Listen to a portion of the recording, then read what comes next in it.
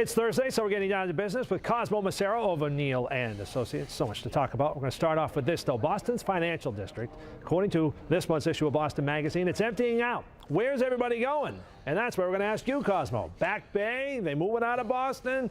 Going online? Where are they going? A little bit of all of the above. It's a different city than it was 25, 30 years ago, Mark. And, you know, places like the Back Bay, more and more, the South Boston waterfront, offering companies a lifestyle that they can offer their employees. It's a little bit different than what's in the financial district, where vacancy rates are close to 15%. You can see it in the rents. The Back Bay, you get $10 more per square foot for Class A space, about $57 versus $47 in the financial district. That gap has widened.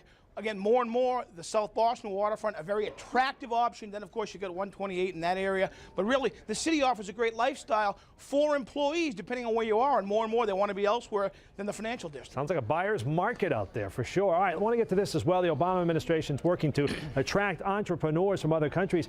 Question is this trying to generate revenue or push immigration reform? I mean, you always want to get the very best, and you'll go anywhere to find it. But you always want to see homegrown products as well. No, that's true. Look, the president and Republicans have battled over immigration reform. They've battled over the DREAM Act, which has been hung up. Something called the Startup Act 2.2 kind of addresses what the president is saying here. Let's encourage foreign entrepreneurs to come and develop companies like eBay and so forth that we've seen. That makes sense, but it's still going to be a battle because there's different views with Republicans and the president over immigration reform, and you can't separate that from what looks to be a revenue enhancement measure. And finally, let's talk about Hostess, because this is having a major fallout. Of course, 18,000 people are going to lose their jobs. The brand will carry on. I know there's a lot of suitors, as you're going to tell us here in a moment, I'm sure.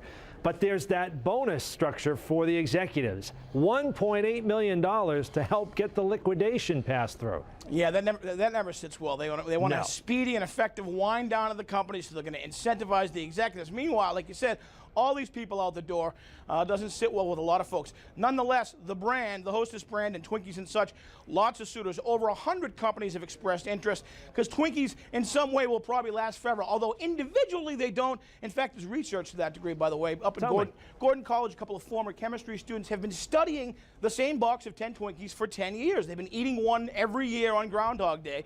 Sure enough, remarkably and perhaps alarmingly, the flavor remains, but the composition of the Twinkie, very different after 9 years. They're on their 10th Twinkie this year. It becomes more like a cracker, and the creamy filling, of course, has nothing to do with actual cream. The creamy filling gets soaked up into the Twinkie like a sponge, and it becomes very crumbly. Very interesting scientific observations. Twinkies, they don't last forever, Mark. They just don't. Yeah, you know what? I'm going to let those students have those every year going forward as well. Cosmo Macero, always nice to see you on a Thursday. Appreciate it. All right, we're busting myths here.